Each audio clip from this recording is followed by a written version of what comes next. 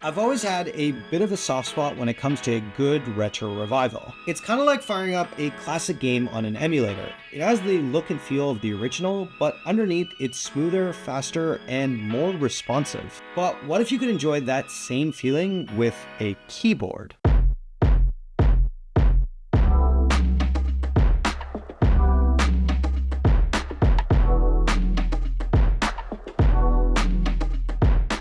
Hey everyone, it's Ron here. Hope you're having an amazing day. So this is the Kick 75, a new keyboard from NuPhy. It definitely tries to lean into the nostalgia with this arcade-inspired design, but with a few modern touches. And it's kind of a bit of a funny story because when this actually launched, I told myself that I was gonna wait, do some research, and even sleep on it. And then kind of bought it 5 minutes later. Okay, maybe I went into this really wanting to like it, but I didn't realize how much I would end up loving it. The first thing that hits you with the Kick 75 is the design, of course. I mean, just look at it. It's definitely got a retro feel going, and it kind of reminds me of the keyboards that you might see with those big CRT monitors from the 90s. But at the same time, it's kind of giving an arcade vibe to it, kind of like the old Asteroids game. What I really like though is the attention to detail over the entire board. Most of the case is in this off-white color, and then they've combined that with a transparent top case. It definitely makes it feel futuristic and techy, but sort of in a subtle way. Add to that these little pops of color that give the keyboard some character. And it's not just the case, but also the keycaps, like the yellow spacebar and this bright red that they've used for the volume knob. I definitely appreciate that they didn't go completely overboard with the color. It's the right amount of fun without being too loud. And just a quick note on the build quality, it's made of a polycarbonate construction that has a decent amount of heft to it, but it has almost little to no flex. Under the hood, the Kick 75 has a gasket mounted board with extra layers of foam that help with sound dampening as well as the overall typing experience. I can honestly say that I appreciate having the extra layers of foam, and I definitely noticed a softer and more even typing experience. Moving on to the layout, it's a 75% keyboard with plenty of space for a function row, your arrow keys, as well as some navigation keys. It's a really compact design without feeling too cramped, and I was able to adjust to it in no time. Speaking of the typing experience, I'm using the low-profile brown nano switches that NuPhy co-developed with Gatron. They're a bit stiff compared to the Cherry MX browns that I'm used to, but I really like the travel despite them being a low profile. And if these low-profile browns are not your cup of tea, the entire board is hot swappable, so with a little bit of patience, you can remove all of the switches and then put something that's more to your liking. They've also paired these with a pretty nice looking set of low-profile keycaps. They have a smooth matte finish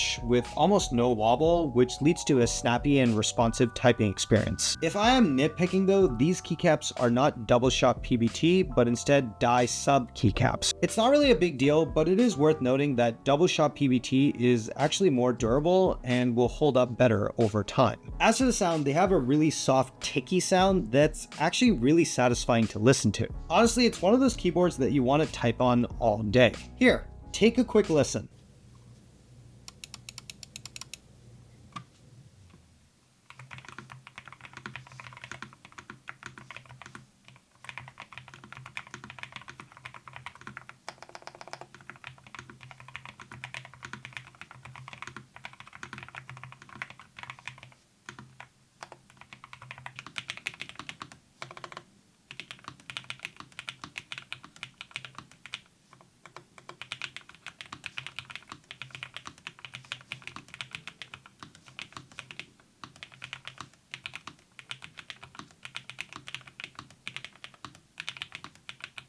And you can see there's no annoying rattle even on the bigger keys like the enter key and the spacebar, thanks to a solid set of stabilizers. Now, the Kick 75 isn't just about the looks and the typing experience, it actually has some really cool features that complements the entire experience. First off, it works flawlessly with both Mac and Windows. There's a little toggle to switch between systems, and they've also included the extra keycaps for each, which is a nice touch. It's fully wireless, so you can use Bluetooth or the USB dongle, plus it has a USB USB-C port so you can wire in. I've been mostly using it over Bluetooth and the connection has been rock solid. No lag or weird dropouts. And since it pairs with multiple devices, switching between them is super smooth. And yes, there's even full RGB backlighting. It's vibrant, customizable, and definitely adds to the vibe. You've got a bunch of different lighting modes built in, and if you want more control, you can dive into the NuPhy console app. There, you can customize lighting effects, remap keys, and even set up custom profiles depending on your workflow. Battery life, however, has been a bit of a mixed bag, but I think that's largely dependent on your usage. It's a 2500 mAh battery, and NuPhy claims up to a week's worth of usage on a full charge, but realistically, I could only really get there by reducing the backlighting and enabling the auto sleep mode. So I've been using the Kick 75 for a few weeks now, and I've come up with some really interesting observations. And for some context, I'm going to be comparing it against one of my other favorite keyboards,